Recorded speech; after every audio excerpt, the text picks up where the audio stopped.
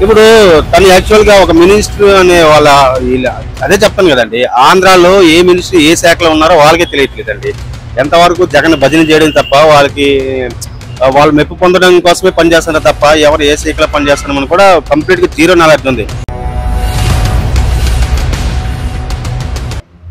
ఇప్పుడు నగరి నుంచి రోజా గారికి ఎమ్మెల్యే టికెట్ ఇవ్వలేదు, ఎంపీ అంటున్నారు, ఎంతవరకు నిజం?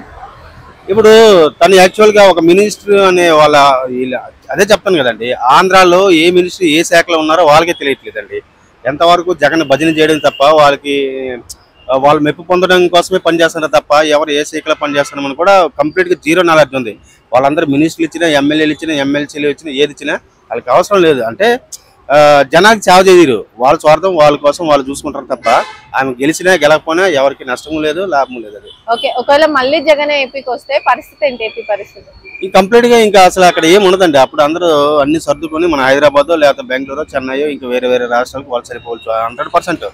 ఈ నీ దాంట్లో 10 లక్షలు 5 లక్షలు ఉంది, మీ మెడలో చైన్ కూడా ఉంచరు, ఆ రకంగా తీసుకుపోతారు. అంత రౌడీజింగ్ తయారవుతుంది.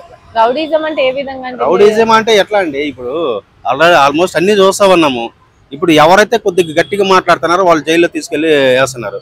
అంటే విమర్శించొద్దు, మీరు బాగా చేస్తున్నారు అని చెప్పలే తప్ప మీరు కరెక్ట్ గా చేయట్లేదు, ఇది తప్పు, ఇలా చేయకూడదు, ప్రజల కోసం చేయండి అని. అక్కడ ఏ డెవలప్మెంట్ ఉందండి? ఒక సంక్షేమ పథకాలు తప్ప అక్కడ డెవలప్మెంటే లేదు నాకు తెలిసినంత వరకు.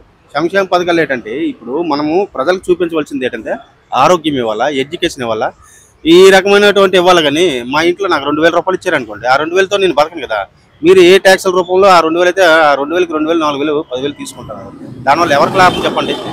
ఏదైనా కంపెనీలో, ఇండస్ట్రీలో, ఆ రకమైన సాఫ్ట్వేర్ కంపెనీస్ లేకపోతే అన్ని రకాల డెవలప్మెంట్ చేస్తే కానీ వేరే దేశాల నుంచి పెట్టుబడులు అన్నీ వస్తే ఆటోమేటిక్ అందరికి ఎంప్లాయ్మెంట్ వస్తుంది. ఎంప్లాయ్మెంట్ రావడం వల్ల ఏంటంటే ఈ రకమైన 2000కి 3000కి ఎవరి మీద ఆధారపడదు కదండి.